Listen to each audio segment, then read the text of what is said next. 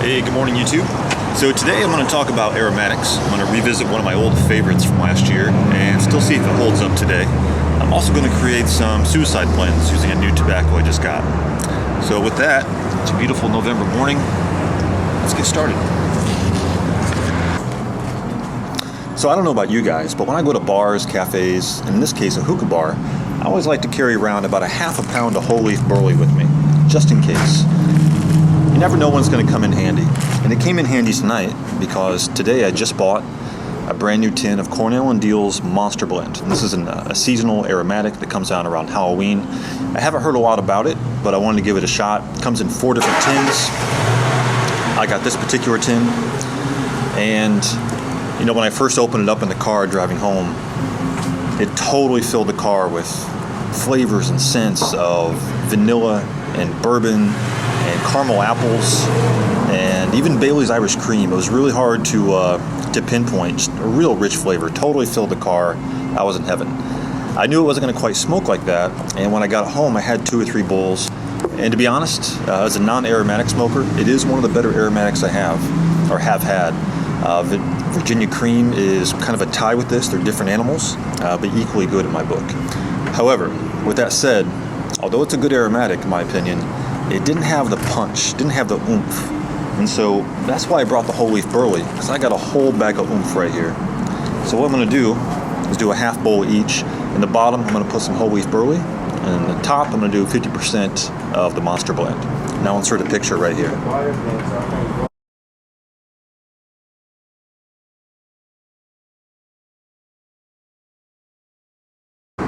Alright, so I got it loaded up here. 50% burley at the bottom, 50% Monster at the top.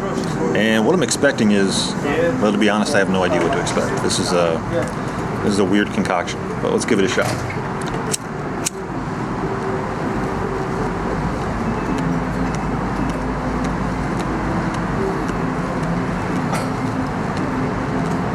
There's so much flavor in that in that Monster. I'm guessing it's going to be more than enough to overcome that harshness in the raw leaf burley, especially as it soaks down, as I'm pulling down the flavor and a little bit of the moisture in the Monster.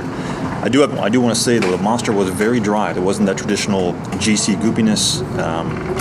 It was, you saw the picture a second ago, it's about as dry as any tobacco, so I do give Cornell & Deal a lot of credit for that.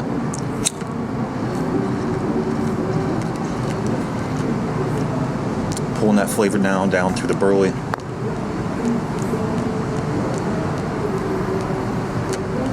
I think the oomph is going to come when I actually light that burley on fire. Right now, I'm pulling the Monster through like a bed of burley filter.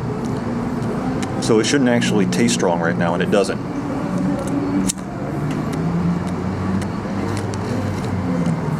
Another approach would be to mix them all together, but I actually wanted that bed of burley at the bottom,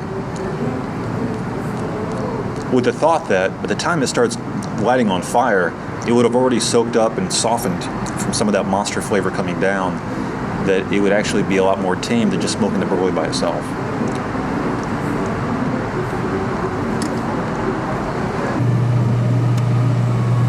Okay, so I'm about 10 minutes into this bowl, and to be honest, right before I turned the camera back on, I was sitting there telling myself, this is kicking my butt, until I realized that I had not pushed the tobacco down. There's some ash on top, and as soon as I pushed it down, I pushed what was left of the aromatic down into the burley, kind of pushed that flavor, that vanilla, that bourbon, that candy apple flavor. And as soon as I did that and took another draw, that draw was a lot softer. But there for about 2 minutes straight, I was getting nothing but pure burley, which surprised me, because with 50-50, you would expect something would have absorbed. But that whole leaf is strong.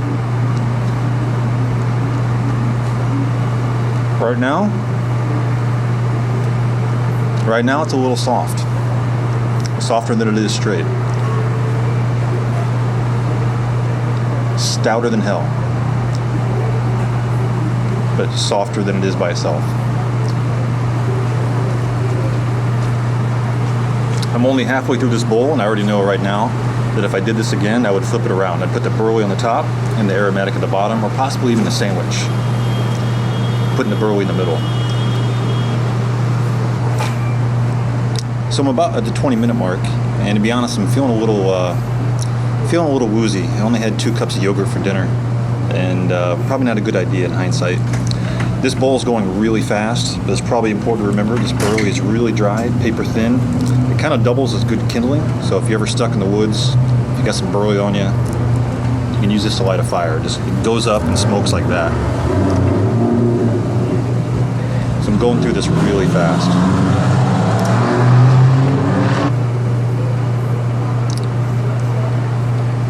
My reflection so far is that this is not good.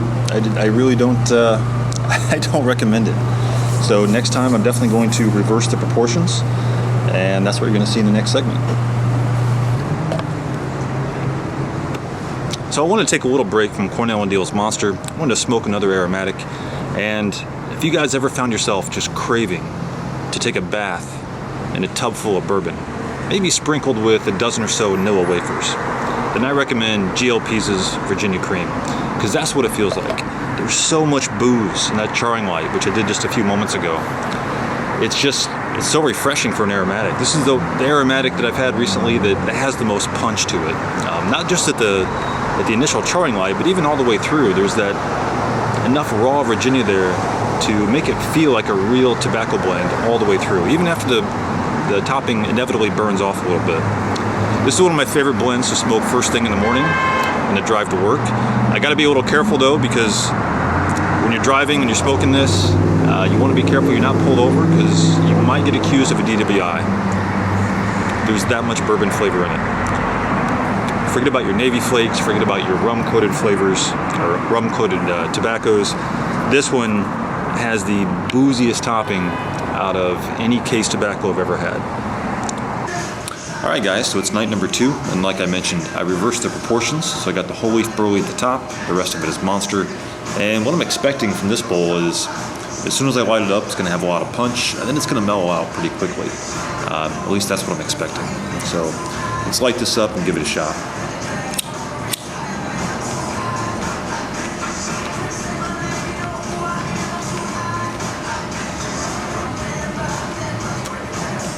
And even these first couple draws, I can tell that burley is fighting to get through that Monster. It is definitely softer than last night when I was halfway down the bowl. This is actually really doable.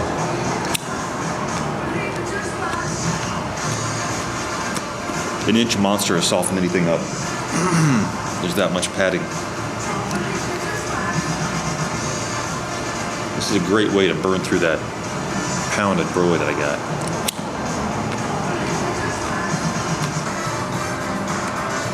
It's actually pretty good. The beverage pairing for tonight is a whole pot of Earl Grey tea, some whole leaf tea in there, and the pairing's actually not too bad.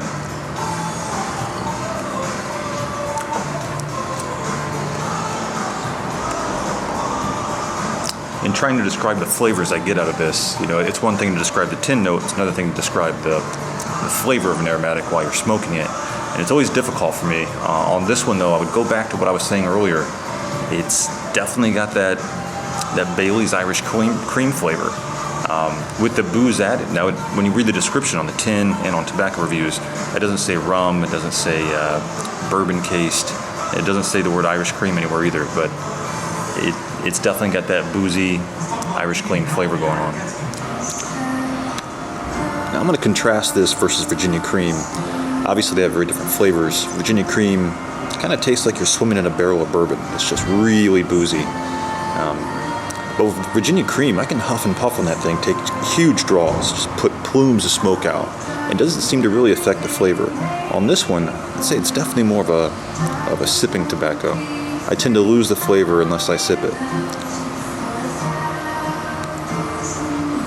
This music's killing me. Just wish they could play some Barry Manilow or some Billy Ocean. Now, I don't know about you guys, but when I'm out and about, going to restaurants, bars, and cafes, I always like to carry a good 6 or 7 ounces of Boswell's Magnum blend with me, just in case. You never know when you're going to need it. Now, I bought this about 9 months ago, and at the time, when I opened it, I didn't really care for it. The reason I ordered so much is because I had it before that, did like it, but yeah, the second order here never really came through for me. So I just cracked this open. It's been 9 months since I had it. Put some age on that. Got a bowl of it right here, and we're gonna light up.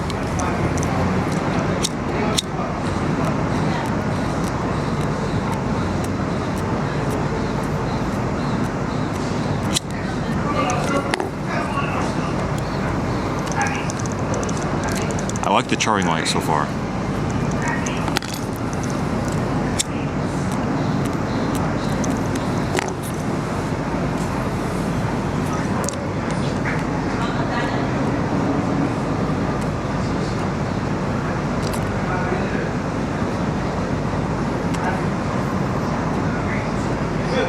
No discernible flavor, no discernible taste. Very neutral, very flat. Very soft.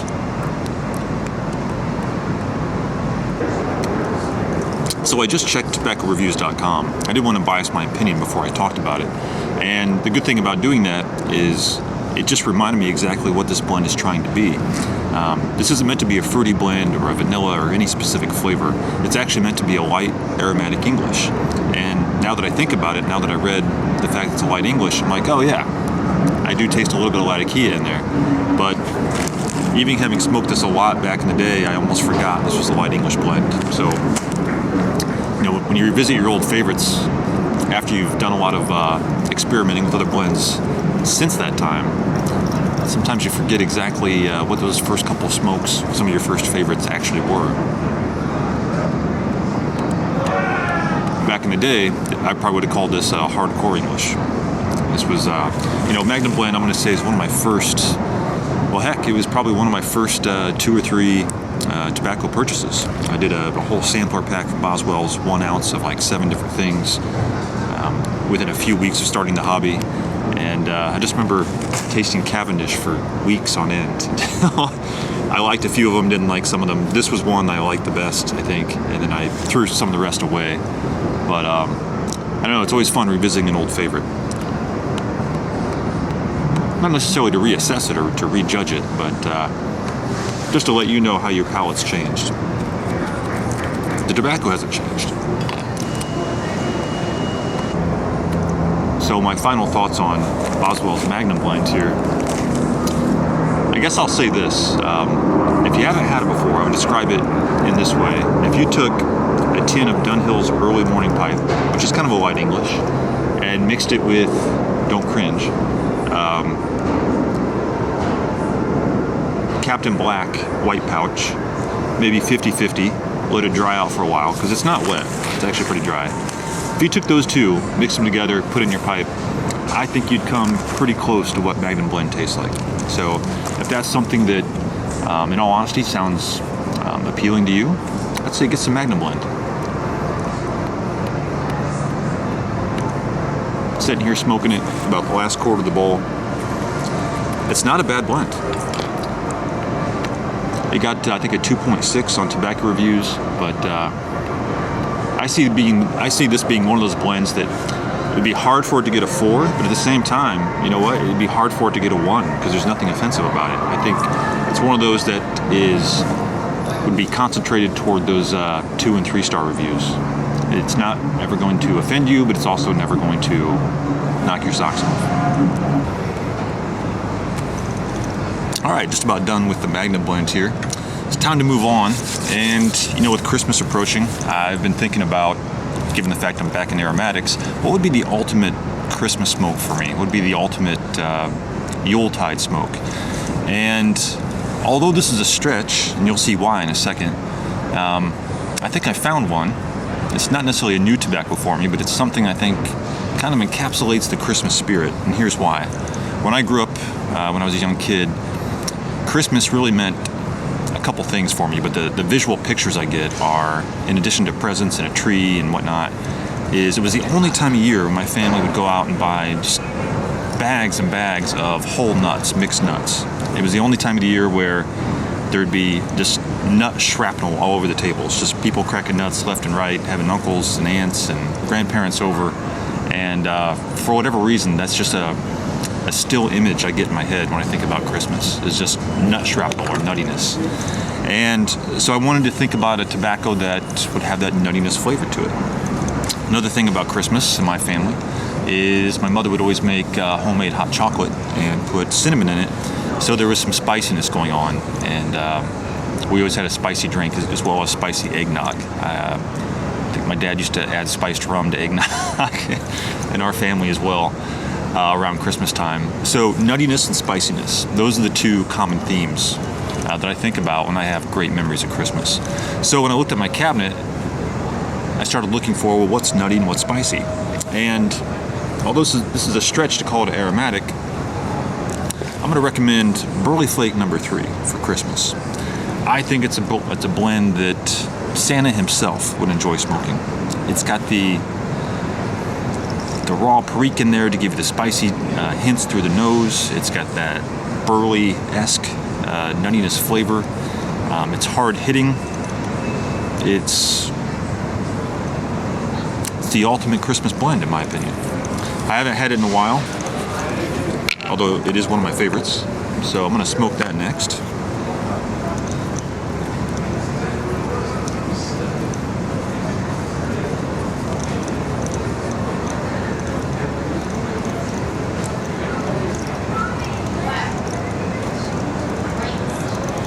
And for you new pipe smokers out there, for you guys that didn't get the joke, this is definitely not an aromatic, just to be clear.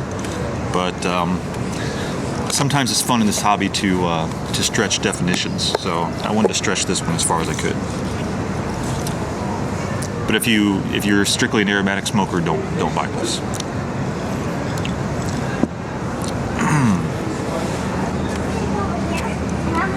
This stuff is just amazing. Santa, if you're out there, if you've never had BF No. 3, definitely get yourself some. It's the ultimate Yuletide blend. Makes a great stocking stuffer. If I was a young boy and woke up on Christmas Day and I found my stocking just full of BF3, I'd be a happy camper. I wouldn't be smoking yet, but I'd still be a happy camper.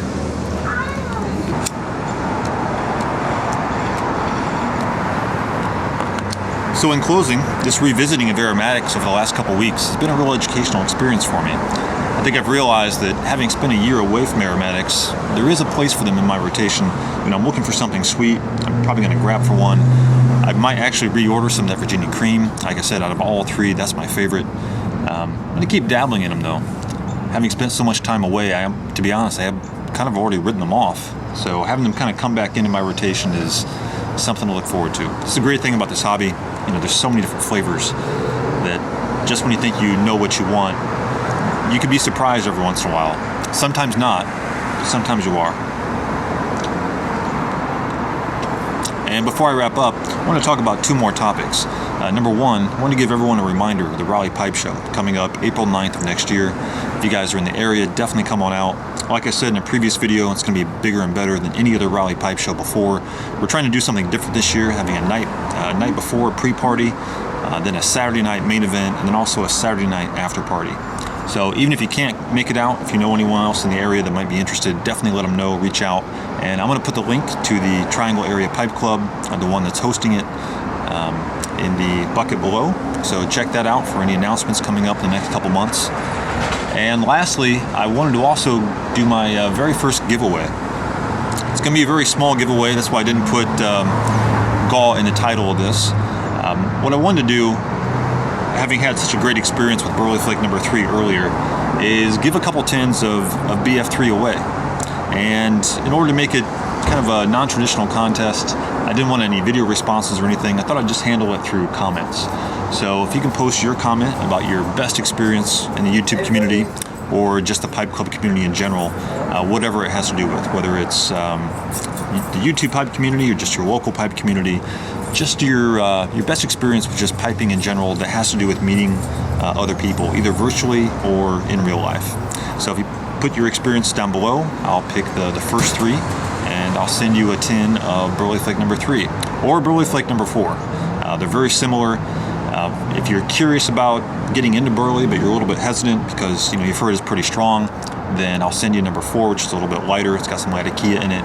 But if you're already a Burley fan and you want to know what BF3 is all about, then I definitely recommend going with that one. So with that, guys, thanks again for watching. Again, I appreciate all my subscribers. I try to reply to every comment and just really appreciate you guys in general.